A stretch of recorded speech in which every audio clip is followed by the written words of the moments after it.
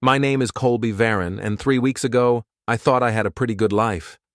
37 years old, decent job as a structural engineer at Meridian Construction, a house in Federal Hill with original brick walls and a mortgage that didn't make me cry, and a wife who still looked good in the morning light.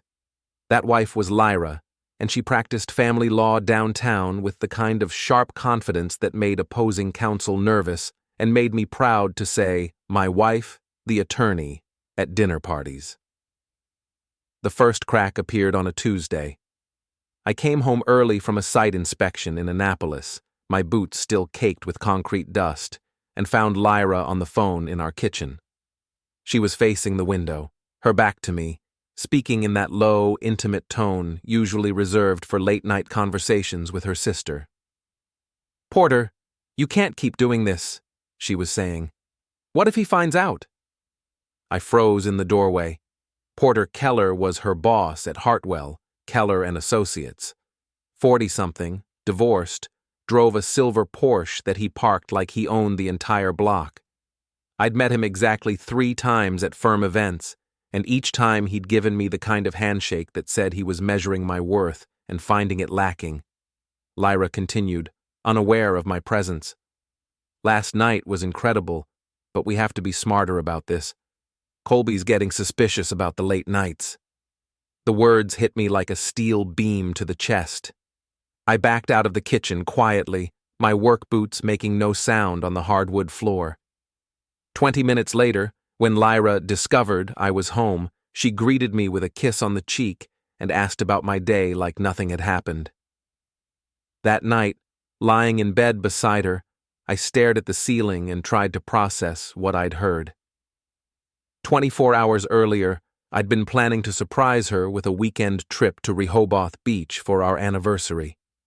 Now, I was wondering how long she'd been lying to my face. The next few days passed in a strange haze. I went to work, reviewed blueprints, attended meetings, but part of my brain was constantly analyzing Lyra's behavior. The late nights at the office that had been happening for months. The way she'd started putting her phone face down on tables. How she'd lost interest in our weekend routines, claiming she was too tired for hiking or trying new restaurants. On Friday, my friend Russell from work invited me for drinks at the horse you came in on. Russell was one of those guys who could read people like structural plans, every weakness visible if you knew where to look. "You seem off lately," he said, nursing his second beer. "Everything okay at home?" I almost told him. Almost spilled everything about the phone call and my growing suspicions. Instead, I shrugged and said, "Just work stress." Russell nodded, but his expression said he wasn't buying it. "You know, my ex-wife started acting weird about 6 months before she asked for a divorce. Little things at first, then bigger things." "Lyra and I are fine," I said, but the words felt hollow. That weekend, Lyra worked both Saturday and Sunday. "Big case," she explained, kissing me goodbye both mornings. "Porter's really pushing the team hard on this one." I spent Saturday cleaning the house and trying to ignore the voice in my head that kept replaying that phone conversation. Sunday, I decided to do something productive with my paranoia. I went through our joint bank statements looking for anything unusual. What I found made my stomach drop. 3 weeks earlier, there had been a cash deposit for $1,200. When I asked Lyra about it that evening, she looked genuinely confused. "I have no idea," she said, frowning at the statement.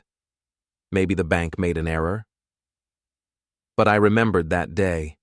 She'd come home excited, saying she'd found our wedding ring, her grandmother's vintage emerald that she'd thought was lost. She'd been wearing it that evening, and I'd been so relieved. That ring was worth at least $15,000, maybe more. It was the one piece of jewelry she truly treasured. Now, looking at that mysterious $1,200 deposit, a horrible possibility began forming in my mind. On Monday, I left work early again and drove to Charm City Pawn on Eastern Avenue. I'd never been inside a pawn shop before, but I'd driven past this one 100 times.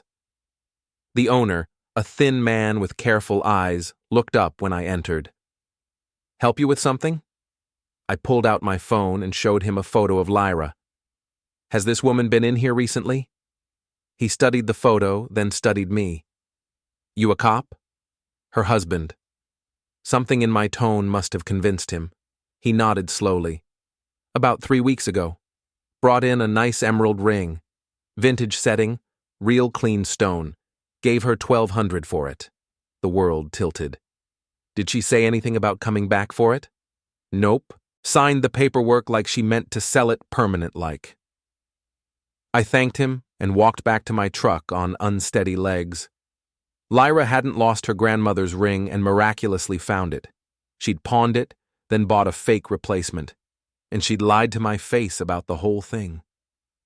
That evening I watched her prepare dinner, chatting about her day, the fake ring glinting on her finger. Every word felt like another small betrayal. How was your day? She asked, as if she actually cared. Fine, I said. Productive. She smiled and went back to chopping vegetables, completely unaware that I now knew she was capable of looking me in the eye and lying without hesitation. I started paying closer attention after that, really watching her. The way she angled her phone away from me when texting, how she'd started showering immediately after coming home from work, the fact that she'd bought new underwear, expensive stuff I'd never seen her wear around me. 2 weeks later, she dropped the bomb. Colby, we need to talk. Before we dive deeper into this story, I have one small request.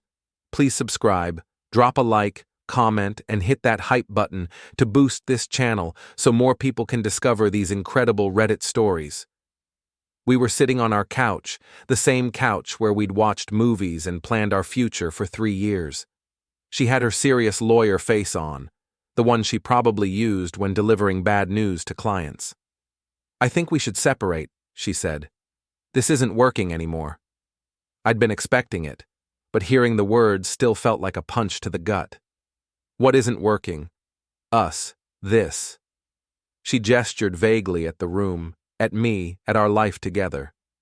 We've grown apart. We want different things. What different things? She sighed like I was being difficult.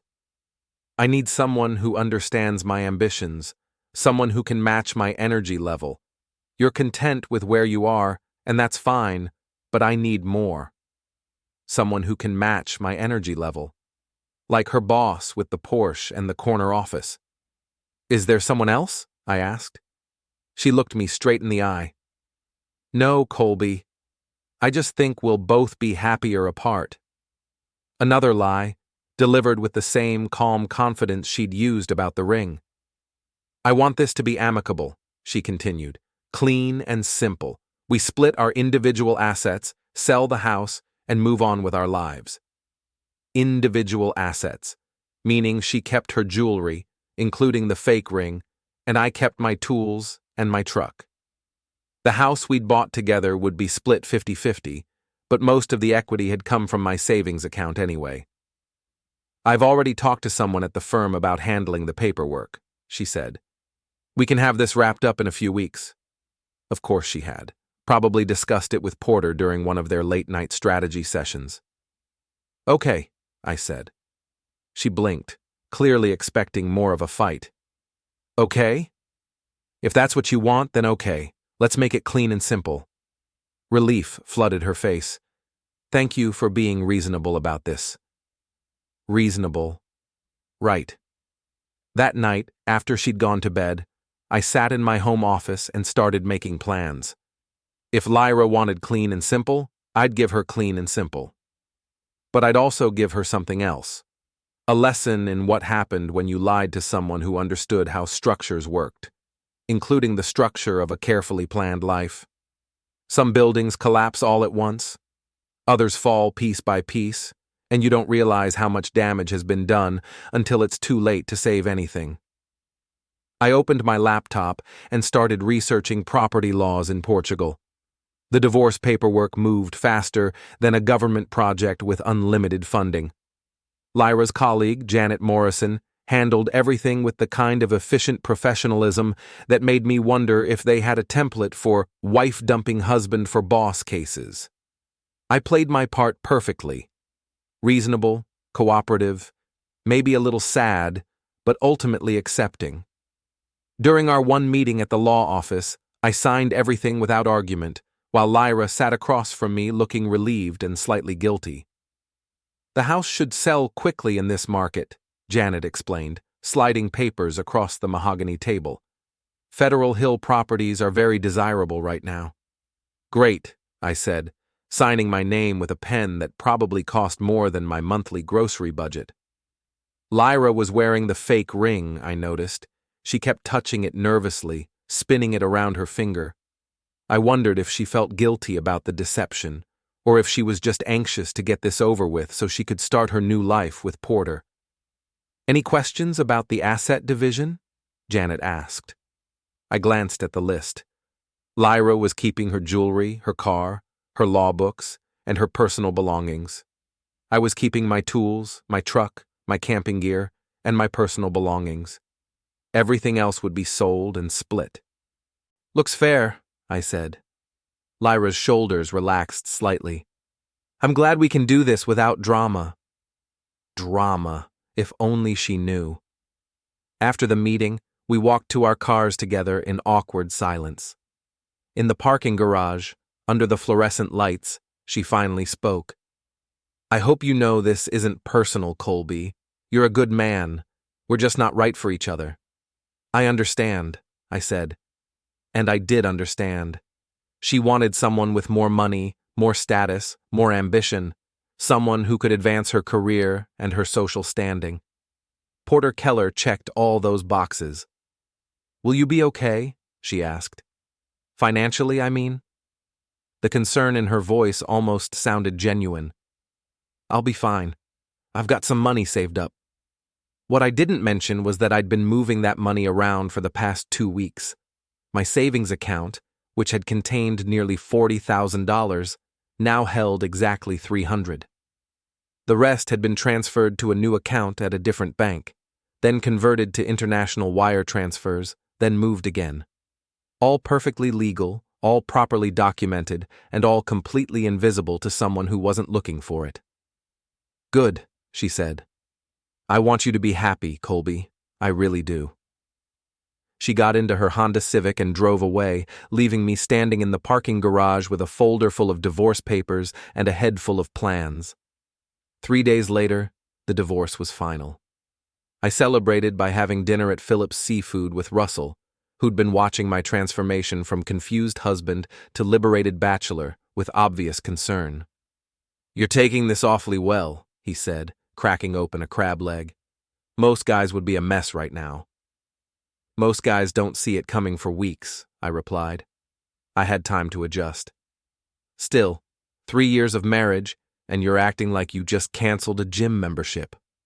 I shrugged. Lyra was right about one thing. We wanted different things. Now we're both free to pursue them. Russell studied my face. What exactly are you planning to pursue? Change of scenery, maybe. I've been thinking about traveling. Traveling where? Europe. Portugal, specifically. I've always wanted to see Lisbon. This was true, though my interest in Portugal had developed quite recently. Specifically after I'd learned that Portugal had excellent weather, affordable cost of living, and no extradition treaty with the United States for civil matters. Not that I was planning anything criminal, but a man in my situation appreciated having options. Portugal? Russell raised an eyebrow. That's pretty random. Not random, strategic. Meridian's been talking about expanding internationally. Someone with my experience could probably land a consulting contract over there. Work remotely, see the world, start fresh. And you just happened to think of this after your wife left you for her boss? I paused with a forkful of crab cake halfway to my mouth. How did you know about Porter? Russell's expression was somewhere between sympathetic and exasperated. Colby, half of Baltimore legal community knows about Porter Kellor and his habit of sleeping with junior associates. The other half knows about his habit of dumping them when something better comes along. This was news to me, though it probably shouldn't have been. How long has this been going on? With Lyra? Couple months, maybe longer. With other women? Years. Guy's got a reputation. I absorbed this information while chewing my crab cake. Poor Lyra thought she'd landed her Prince Charming, but she'd actually signed up to be the latest in a long line of disposable girlfriends. You should probably warn her, Russell continued. Whatever happened between you two, she doesn't deserve to get used and tossed aside. I considered this. Part of me, the part that had loved Lyra for 3 years, wanted to protect her from making a huge mistake. But a larger part of me, the part that remembered her lying about the ring and the late nights and everything else, thought she deserved whatever she got. She's a smart woman, I said finally. She can take care of herself. Russell nodded, but he didn't look convinced.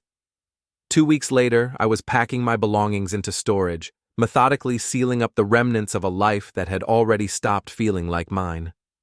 The house echoed with emptiness, the kind of hollow quiet that made you aware of every breath you took. Tape ripped, boxes thudded shut, and dust motes drifted in the afternoon light like they were indifferent to the end of my marriage. I was kneeling beside a half-filled box when a sharp, deliberate knock sounded at the front door. Only one person in the neighborhood knocked like that. Mrs. Garvey from next door stood on my porch, wrapped in one of her floral cardigans, and wearing the same expression she used when assessing whether someone had salted their walkway correctly.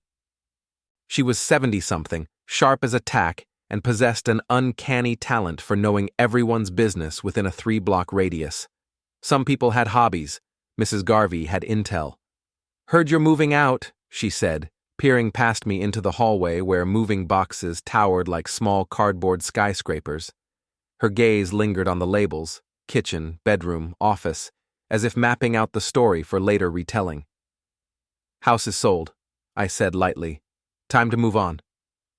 She clicked her tongue softly, the universal sound of an elderly woman preparing to deliver both sympathy and unsolicited truth. "Shame about you and Lyra. You seemed like a nice couple." Her voice was gentle, but her eyes were evaluating, processing, cataloging. I found myself wondering how much she actually knew. With Mrs. Garvey, there was no such thing as coincidence, only data she hadn't revealed yet. And chances were, she knew more about our situation than I'd realized. Maybe more than I knew myself. "These things happen," I said diplomatically, because what else was there to say? "Indeed they do." She hesitated, her fingers drumming once against her cane, clearly weighing whether to share something she'd been sitting on. Then she leaned forward just slightly, the international signal for confidential neighborhood intelligence.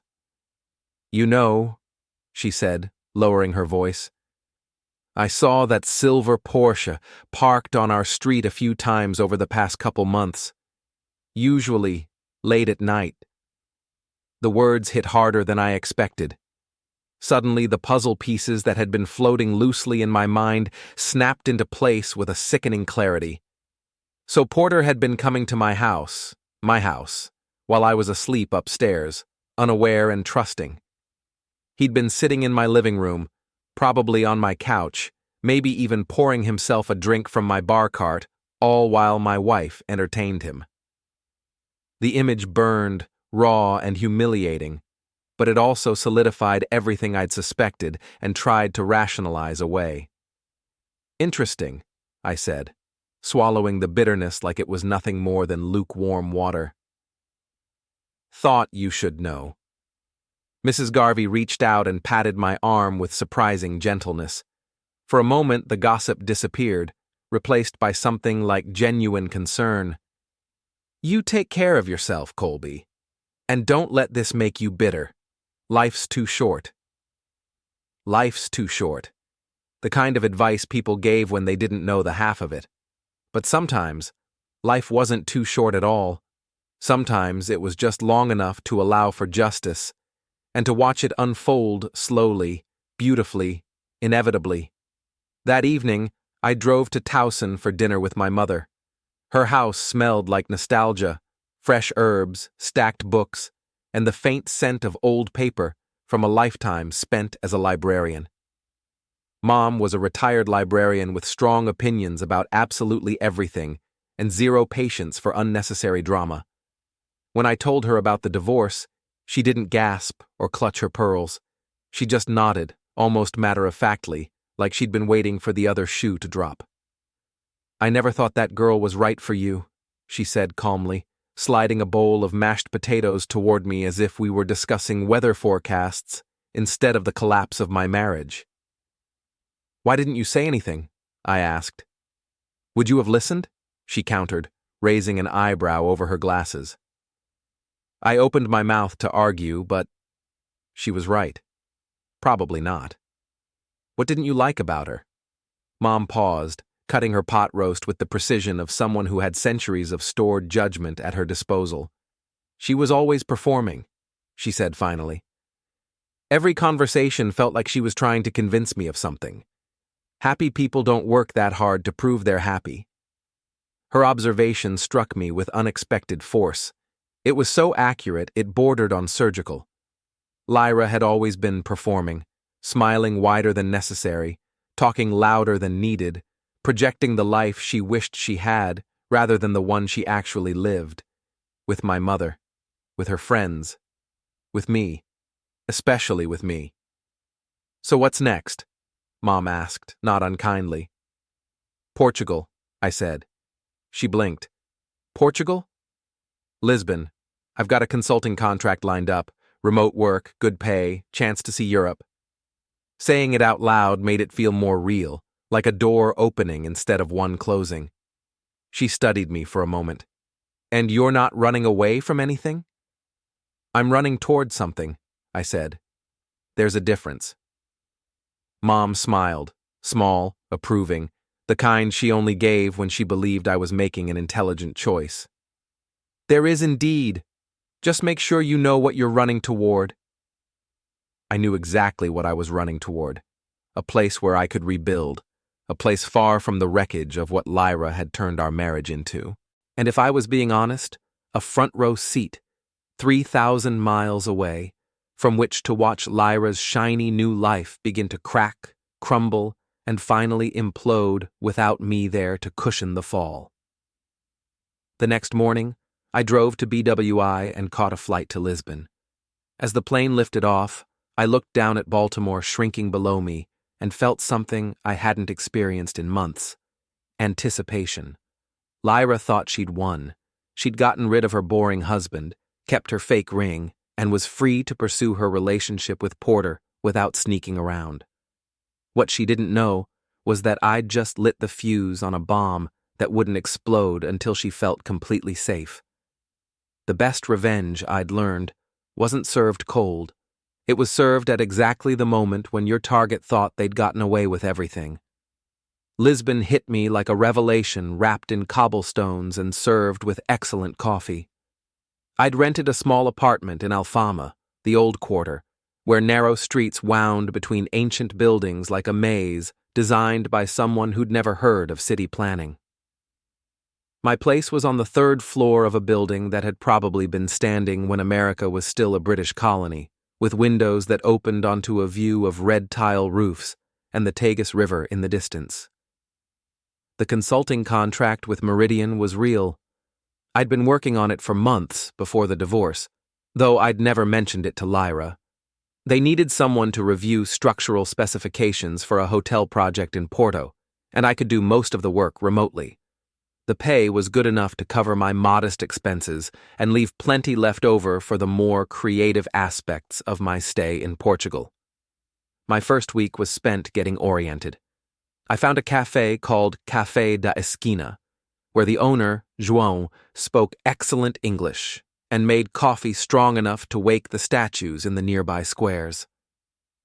The place became my unofficial office, where I'd sit with my laptop reviewing blueprints and occasionally checking Lyra's social media accounts. She'd been busy since the divorce. Her Instagram was full of photos from expensive restaurants, art gallery openings, and weekend trips to the Eastern Shore. In every photo, she looked radiant, successful, and completely satisfied with her new life. The fake ring featured prominently in several shots, particularly one where she was holding a glass of champagne at what looked like a firm party. New beginnings, read the caption. So grateful for this amazing life. The comments were predictably supportive. Arden Weller, her best friend from law school, had written, "You deserve all the happiness in the world." Janet Morrison from the firm had added, "Living your best life."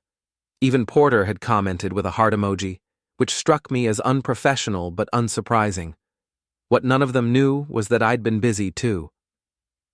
3 days after arriving in Lisbon, I'd filed a detailed insurance claim for Lyra's grandmother's ring. I had all the documentation, the original appraisal, photos, even a copy of our homeowner's policy that covered personal jewelry.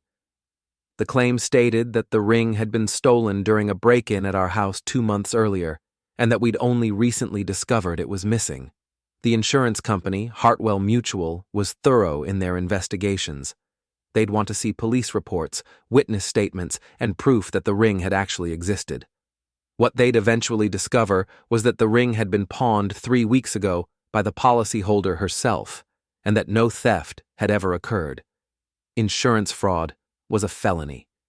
Even if Lyra could prove she'd only pawned the ring temporarily, the fact that I'd filed a legitimate claim based on our joint policy would raise questions about her intentions. Questions that would be very difficult to answer while she was wearing a fake version of the supposedly stolen ring. But the insurance investigation would take time, and I had other projects to keep me busy. From my table at Café da Esquina, I'd been monitoring the social media accounts of everyone in Lyra's circle. Arden Weller was particularly useful. She posted constantly and had no filter when it came to sharing personal information. Through her posts, I learned that Lyra and Porter were planning to make their relationship public soon, possibly with an engagement announcement. This timeline was perfect for my purposes. I'd also been cultivating a friendship with Inez, who lived in the apartment below mine. She was a graphic designer in her early 30s, recently divorced herself, with dark hair and the kind of easy laugh that made conversations feel effortless. We'd started having coffee together in the mornings, and she'd been helping me navigate Portuguese bureaucracy and culture. "You seem very relaxed for someone going through a divorce," she observed one morning as we sat on my balcony, watching the sunrise over the river. "Portugal has that effect on people," I said. "Hard to stay stressed when you're surrounded by all this beauty." "Is that the only reason?" I considered how to answer. Inez was smart and intuitive, and I had the feeling she could see through superficial explanations. "I spent months feeling like a victim," I said finally. "Coming here reminds me that I have more control over my life than I thought." She nodded approvingly. "Control is important. My ex-husband never understood that." We sat in comfortable silence, drinking coffee and watching the city wake up below us. I'd grown fond of these morning conversations with Inez. They reminded me that not all women were calculating manipulators, and that my marriage to Lyra had been the exception, not the rule. Around noon, I'd usually walk to a different cafe to check my email and monitor the situation back in Baltimore. Russell had been keeping me updated on local gossip, and his reports were increasingly interesting. "Saw Lyra at Harbor East yesterday," he'd written in his latest message. "She was with Porter and another couple. Looked like they were celebrating something. She was showing off that ring again. The emerald one. Seems weird to be so excited about jewelry you've had for years, but what do I know?" Russell didn't know about the pawn shop situation, but his observation was useful. If Lyra was showing off the ring in public, she was probably feeling confident about her deception. That confidence would make the eventual revelation even more devastating. I'd also been in touch with an old college friend who worked in insurance investigation. Without mentioning any names or specific details, I'd asked him about the typical timeline for fraud cases. "Depends on the complexity," he'd explained during a video call. "Simple cases might be resolved in a few weeks. Complicated ones can take months. But once the investigation starts, it's very thorough. They'll interview everyone involved, check financial records, sometimes even conduct surveillance. What happens if they find evidence of fraud? Criminal charges, usually, plus civil penalties. And if the person has a professional license, lawyer, doctor, whatever, they'll probably lose it. Lyra's law license was her entire identity. Without it, she'd be unemployable in her chosen field and financially dependent on Porter. Given his reputation for discarding women when they became inconvenient, that dependency would put her in a very precarious position. By my second week in Lisbon, I'd established a comfortable routine. Mornings with Inez, afternoons working on the Porto project, evenings exploring the city or reading in my apartment. I was eating better, sleeping better, and feeling more relaxed than I had in months. The constant stress of living with someone who was lying to me had been replaced by the pleasant anticipation of watching those lies catch up with her. On a Thursday evening, while I was having dinner at a small restaurant in Barro Alto, my phone buzzed with a text from Russell. Big news from the legal community. Lyra and Porter are engaged. Arden's posting photos from some fancy restaurant downtown. Thought you should know. I opened Instagram and found Arden's account. Sure enough, there were multiple photos from what looked like an expensive proposal dinner. Lyra was crying happy tears, while Porter knelt beside her table, holding out a ring box. The fake emerald ring was prominently displayed on her right hand in several shots, while a large diamond engagement ring sparkled on her left. The comments were pouring in. Congratulations, well wishes, heart emojis. Everyone was so happy for the beautiful couple and their fairy tale romance. I ordered another glass of wine and opened my laptop. It was time to light the second fuse. The email I sent to Hartwell Mutual's fraud investigation department was brief and professional. I explained that I'd recently learned some information relevant to my pending claim, and that I wanted to provide additional documentation to assist their investigation. Attached were high-resolution photos from Lyra's social media accounts, clearly showing her wearing the supposedly stolen ring at various events over the past month. I also included screenshots of the timestamps, proving that the photos had been taken weeks after the alleged theft. The email was sent from an anonymous account, but the information was legitimate and easily verifiable.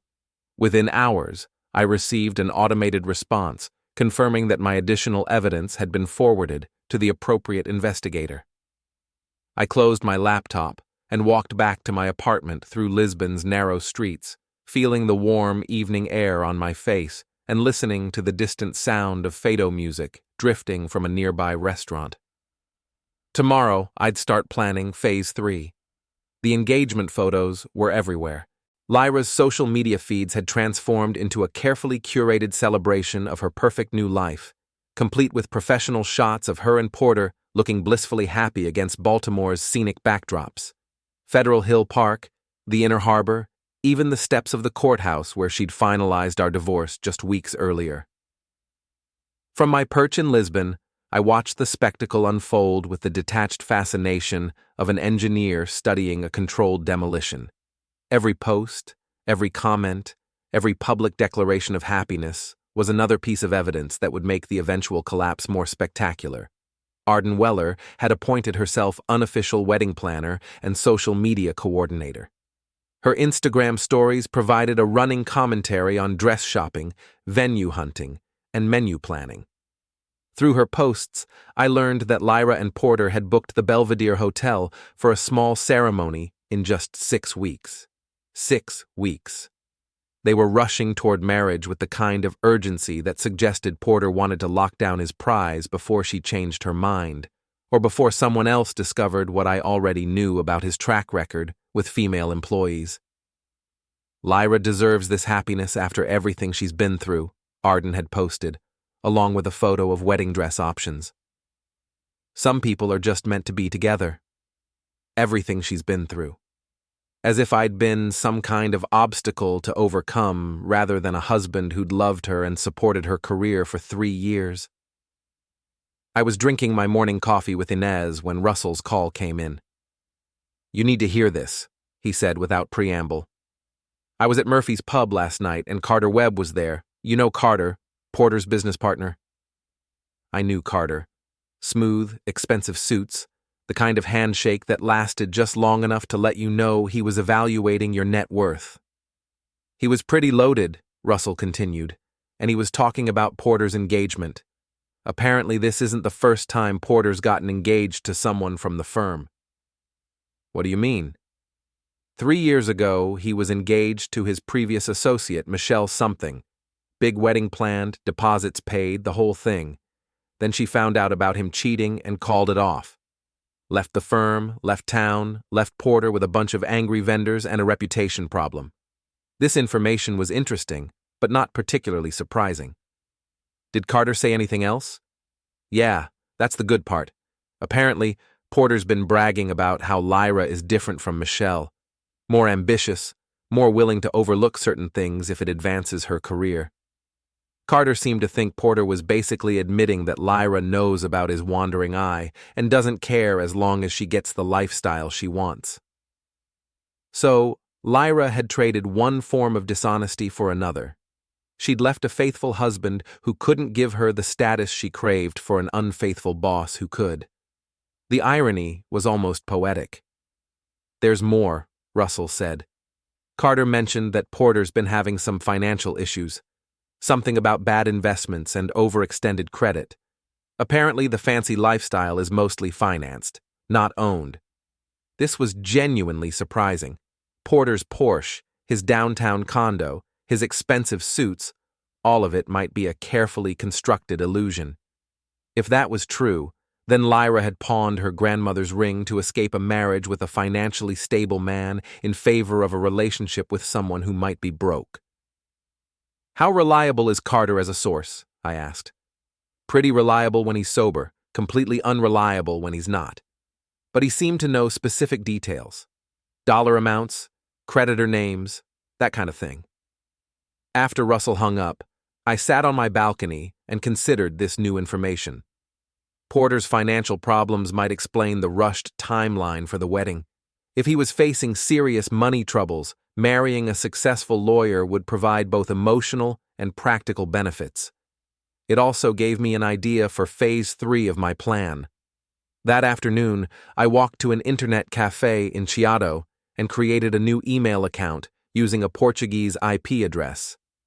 The message I composed was brief and anonymous, but the attachments were comprehensive. The recipient was Michelle Torres, Porter's previous fiancée. I'd found her contact information through LinkedIn. She was now working for a law firm in Richmond, Virginia, apparently having rebuilt her career after the Porter disaster.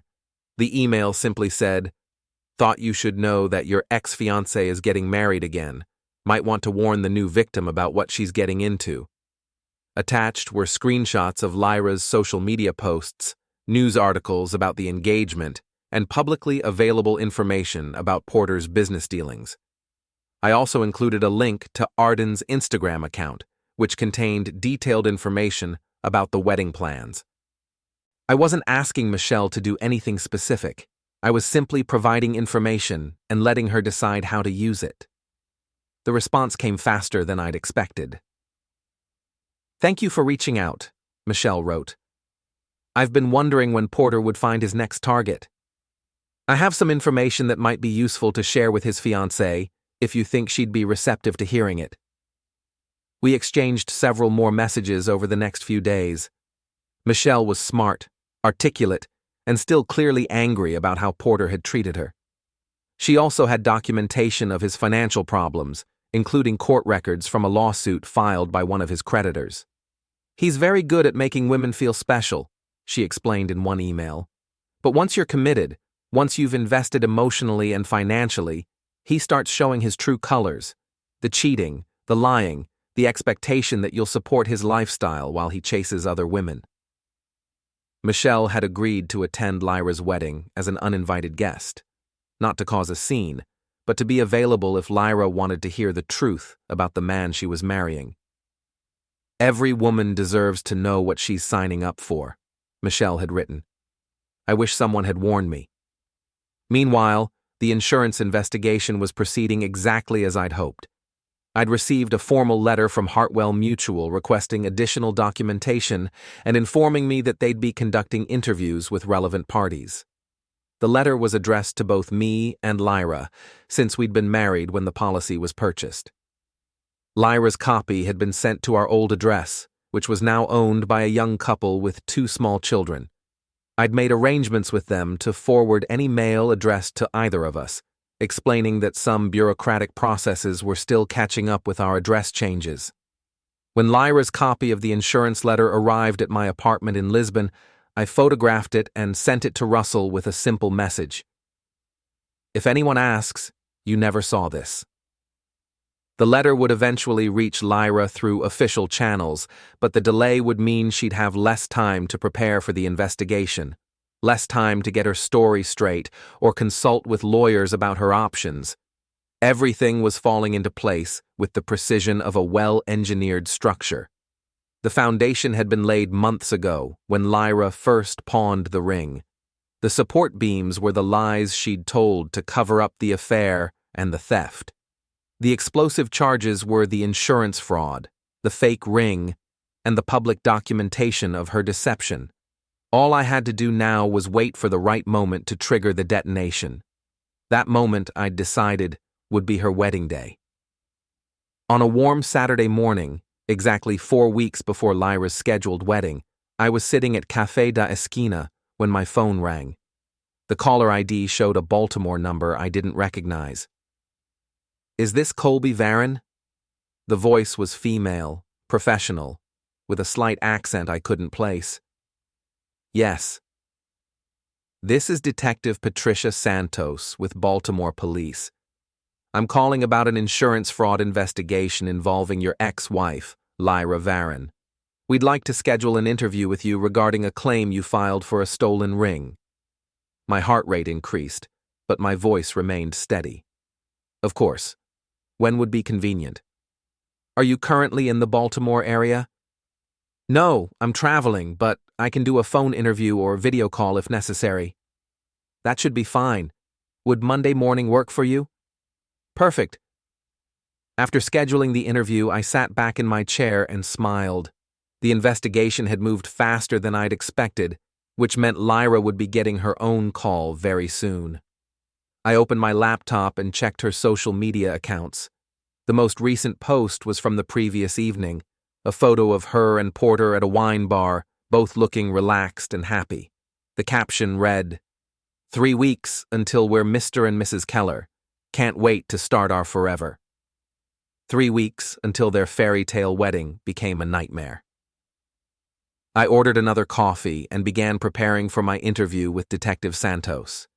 I had nothing to hide and everything to gain from being completely honest about the timeline of events. The truth, as I'd learned, was often the most devastating weapon of all. Detective Santos called at exactly 9 o'clock Monday morning, Lisbon time. I was sitting on my balcony with coffee and a clear view of the Tagus River, feeling more relaxed than anyone under police investigation probably should. "Mr. Varron, thank you for making time for this interview. I'm recording this call for our records. Do you consent to that?" "Absolutely." "Can you tell me about the ring that was allegedly stolen from your home?" I'd rehearsed this conversation in my head dozens of times.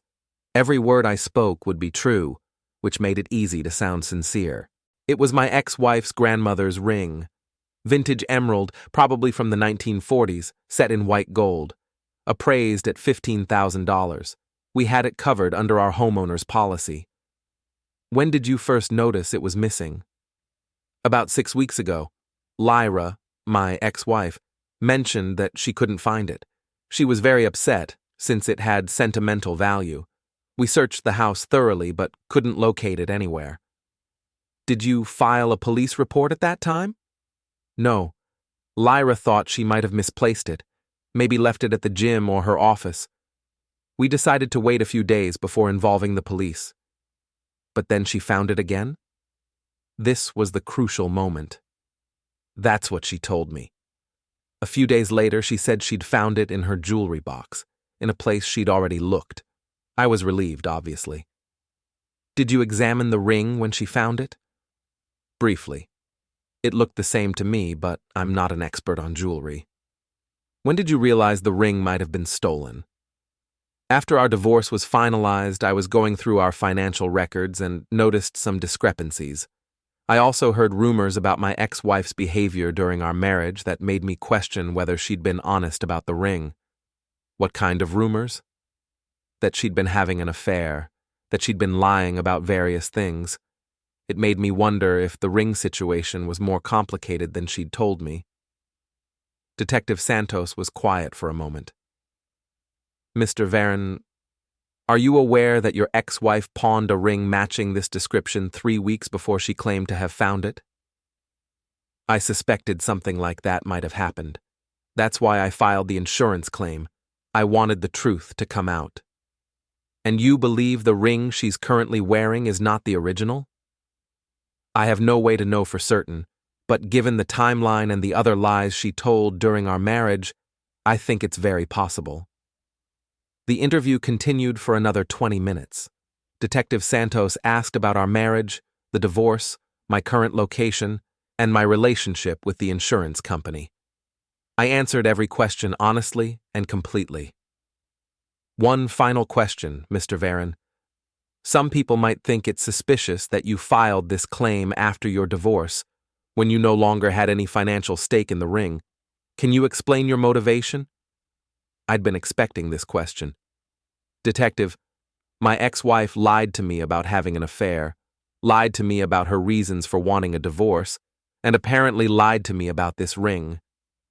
If she committed insurance fraud using a policy I helped pay for, I think the insurance company deserves to know the truth. And if she's planning to marry someone else while wearing a fake version of her grandmother's ring, maybe he deserves to know the truth too. Thank you for your time, Mr. Varron. We may need to follow up with additional questions. I'm available whenever you need me. After the call ended, I sat on my balcony for a long time, watching boats move up and down the river. The investigation was now officially underway, which meant Lyra would be getting her own call very soon. I didn't have to wait long to see the results. That evening, Russell sent me a text. Holy crap, you need to call me right now. I called him from a quiet restaurant in Príncipe Real where I'd been having dinner alone. Lyra's losing her mind, Russell said without preamble. I heard from Janet Morrison that she got called in for questioning about some insurance thing today. Apparently, she came back to the office afterward and had a complete meltdown, screaming about how you were trying to ruin her life, how the timing was suspicious, all kinds of stuff. What did Janet say? That's the interesting part. Janet started asking questions about the ring, and Lyra couldn't give straight answers. When did she lose it? When did she find it? Why didn't they file a police report? Lyra kept changing her story. This was better than I'd hoped. Lyra's panic was making her sloppy, and her inconsistencies would be obvious to anyone paying attention. There's more, Russell continued. Porter was apparently at the office when this happened. He heard the whole thing, including Lyra admitting that she wasn't sure if the ring she was wearing was the original. How did he react to that? Not well, according to Janet. He started asking his own questions about why Lyra hadn't told him about any of this. The conversation got heated, and Porter left without saying goodbye. Perfect. The stress was already putting cracks in their relationship, and the real pressure hadn't even started yet. Oh, and one more thing, Russell added. Arden Weller was posting about wedding stress on Instagram earlier. Something about how planning a wedding brings out the worst in people, and how some couples don't survive the pressure. Seemed like she might be referring to something specific. I thanked Russell and hung up, then opened Instagram to check Arden's account. Sure enough, her most recent post was a long, rambling caption about wedding planning challenges, peppered with vague references to drama and unexpected complications. The comments were telling. Several people had asked if everything was okay with Lyra's wedding, and Arden had responded with cryptic messages about working through some issues and hoping for the best. I ordered dessert and opened my laptop to check my email. There was a message from Michelle Torres with the subject line, "Wedding Update." I've been monitoring the situation from Richmond, she'd written. My sources in Baltimore tell me that Porter is starting to ask questions about his fiancée's honesty. Apparently, there's some kind of insurance investigation happening, and Lyra's been acting very strange about it. Michelle had also forwarded a screenshot from Porter's Instagram account. It was a photo of him at a bar with several other men, with a caption that read, "Sometimes you need your boys to remind you what really matters. Brotherhood, one loyalty, one truth." The comments were mostly supportive, but several people had asked if everything was okay with the wedding. Porter hadn't responded to any of them. "He's starting to have doubts," Michelle had written. "This is exactly what happened with us. First the small lies, then the bigger ones, then the realization that he didn't really know who he was marrying."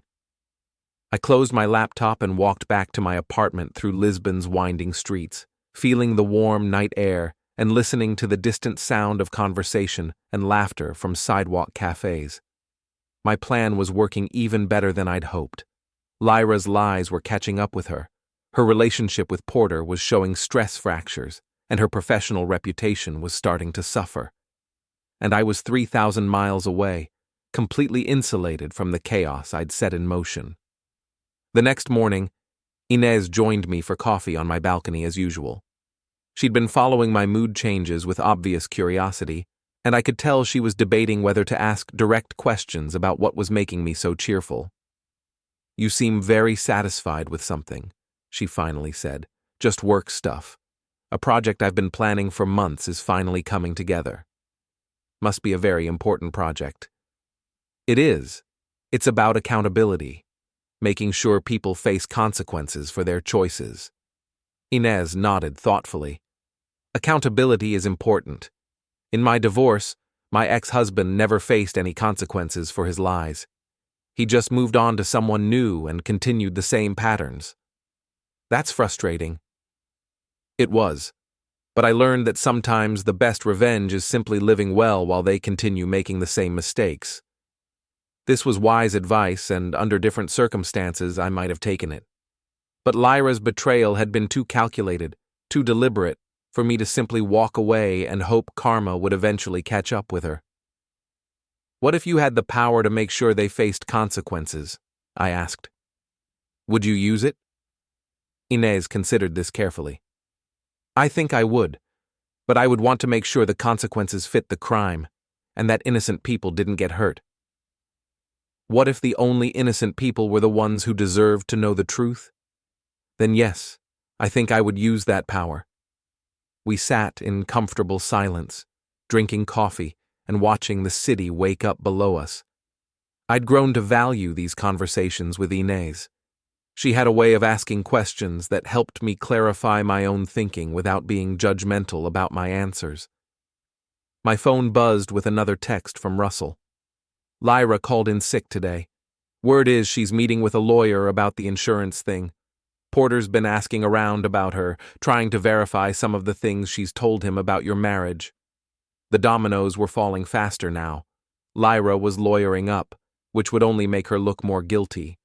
Porter was conducting his own investigation, which meant he was already doubting her honesty. And the wedding was still 2 weeks away, which gave plenty of time for the situation to deteriorate further. I opened my laptop and began composing an email to Michelle Torres. It was time to escalate to the final phase of the plan. "I think Porter is ready to hear the truth about his fiancée," I wrote. "Are you still willing to attend their wedding?" The response came within an hour. "I've already booked my hotel room." 2 days before the wedding, everything accelerated. Russell's morning text arrived while I was having coffee with Inez. "Emergency meeting at Porter's firm yesterday. Lyra's been suspended pending the insurance investigation. Porter's been asking everyone about her behavior, her honesty, whether anyone noticed red flags. Janet Morrison told him about the inconsistencies in Lyra's story about the ring." I read the message twice, then showed it to Inez. "Your project is reaching its conclusion," she observed. "The final phase. Are you satisfied with how it's developing?" I considered this question while watching the morning light reflect off the river below. I'm satisfied that the truth is coming out. What people do with that truth is up to them. Ines nodded approvingly. Truth has a way of surfacing even when people try to bury it. My phone rang. Russell again. You're not going to believe this, he said. Porter postponed the wedding. Postponed or canceled? Postponed officially. But I talked to Carter last night, and he says Porter's having serious doubts about marrying Lyra. The insurance thing was bad enough, but now he's questioning everything she's told him about your marriage, about why you got divorced, about her whole timeline of events. This was happening faster than I'd anticipated. What's Lyra saying about the postponement? That's the interesting part. She's apparently telling people that Porter is having a nervous breakdown about commitment, that he's not emotionally ready for marriage. She's making it sound like his problem, not hers. Even facing exposure and disgrace, Lyra was still trying to control the narrative. It was almost admirable in its consistency. There's something else, Russell continued.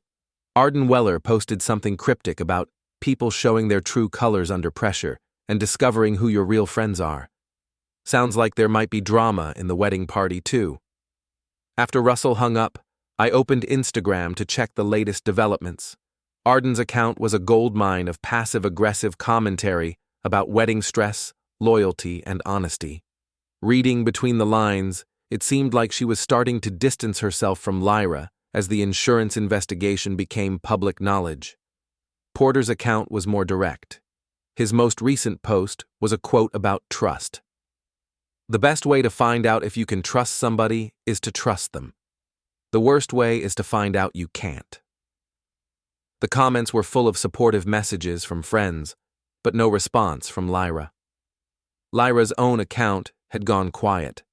Her last post was from 3 days earlier, a photo of wedding favors with the caption, "Almost ready for the big day." The comments on that post told the story of how quickly things had deteriorated. Early comments were congratulatory, but the more recent ones were concerned questions about whether the wedding was still happening. I closed my laptop and walked to the internet cafe in Chiado to send an encrypted message to Michelle Torres. Wedding postponed, but not canceled. Porter is investigating Elle's honesty. Perfect time for you to share your information with him directly. Are you still planning to come to Baltimore? Her response was immediate. Already here, staying at the Harbor Hotel. I've been in touch with Carter Webb. He's very interested in what I have to say about Porter's pattern with female employees. This was an unexpected development. If Carter was talking to Michelle, it meant Porter's business partner was actively working against Lyra. That suggested the situation at their firm was even worse than I'd realized. What kind of information are you sharing? I wrote back. Financial records showing Porter's debts, documentation of his previous affairs, timeline of how he manipulated me into supporting his lifestyle while he cheated. Carter says Porter is finally ready to hear the truth about his own behavior. I stared at the screen, processing this information. My plan had been to expose Lyra's lies and let Porter discover her true character.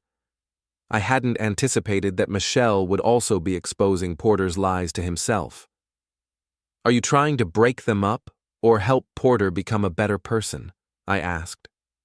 Both.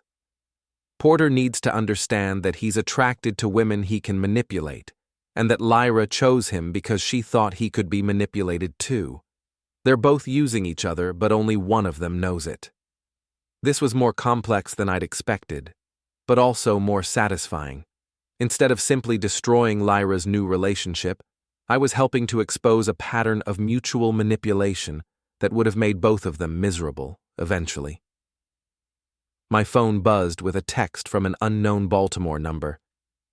"This is Lyra. I know you're behind the insurance investigation. We need to talk." I stared at the message for several minutes before responding. "I'm in Portugal. Feel free to call if you want to talk." The call came immediately. "You vindictive piece of garbage," Lyra said without preamble. "You filed that insurance claim to ruin my wedding." "I filed the claim because I suspected fraud," I replied calmly. "The timing isn't my fault." You know perfectly well that I was going to buy the ring back from the pawn shop. I just needed some quick cash for a few weeks. For what? Silence. Lyra, what did you need $1,200 for so urgently that you pawned your grandmother's ring? More silence. Let me guess, I continued. Porter was having financial problems and you lent him money without telling me. But you didn't want to use our joint account because then I'd know about it. That's not… How did you… Because I know you, Lyra. You're smart and calculating, but you're also impulsive when you think you can get away with something. You saw an opportunity to help Porter while hiding it from me, so you pawned the ring and bought a fake replacement. It wasn't supposed to be permanent. But then Porter's problems got worse, and you couldn't afford to buy the real ring back. So you decided to divorce me and marry him before anyone discovered the truth. I could hear her breathing heavily on the other end of the line. The problem, I continued, is that Porter's financial situation is worse than you realized. Michelle Torres has been sharing some very interesting information about his debts and his pattern of using women to solve his money problems. Michelle Torres? How do you know about… She's in Baltimore right now, Lyra. She's been talking to Carter Webb about Porter's history with female employees. Apparently, you're not the first lawyer he's seduced and manipulated. The silence stretched for almost a minute. What do you want? Lyra finally asked. I want you to understand that actions have consequences. You lied to me for months, pawned a family heirloom, committed insurance fraud, and destroyed our marriage for a man who's probably going to dump you as soon as this scandal becomes public. Porter loves me. Porter loves what you can do for him, just like you loved what you thought he could do for you. The difference is that he's done this before, and you're just figuring out how the game works. You're enjoying this. I'm enjoying the truth finally coming out. What happens next is up to you and Porter. The insurance investigation will proceed based on the evidence. If you're innocent, you have nothing to worry about. You know I'm not innocent. Then you should probably talk to a lawyer, a different lawyer, since your firm suspended you. I hung up and walked back to my apartment, feeling the warm Lisbon sun on my face and the satisfaction of a plan executed flawlessly. That evening, Inez and I had dinner at a small restaurant overlooking the river. She'd been watching my mood carefully all day, and I could tell she was curious about my phone conversation.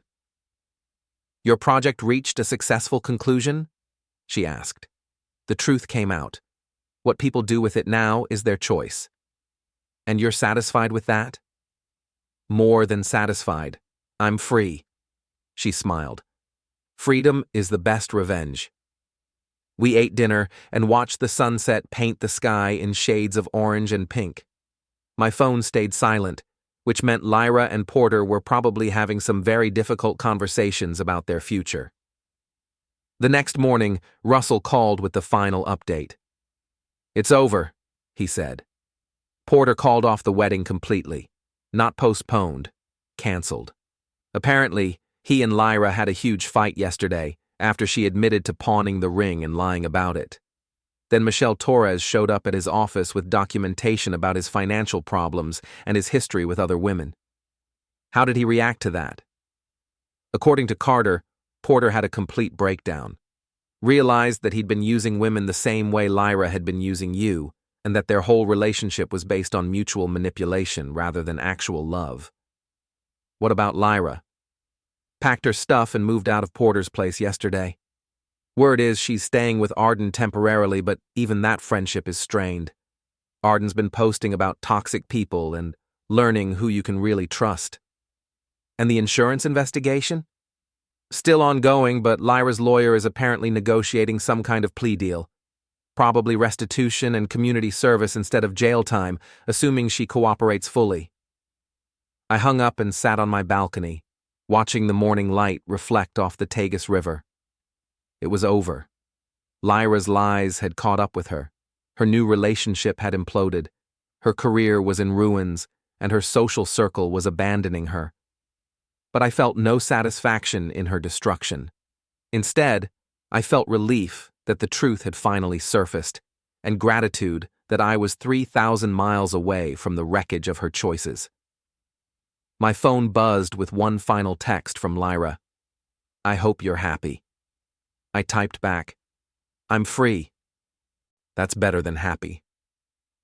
Then I turned off my phone and went to meet Ines for coffee, ready to start the next chapter of my life in a city where no one lied to me, where the morning light was always beautiful, and where karma landed on European time.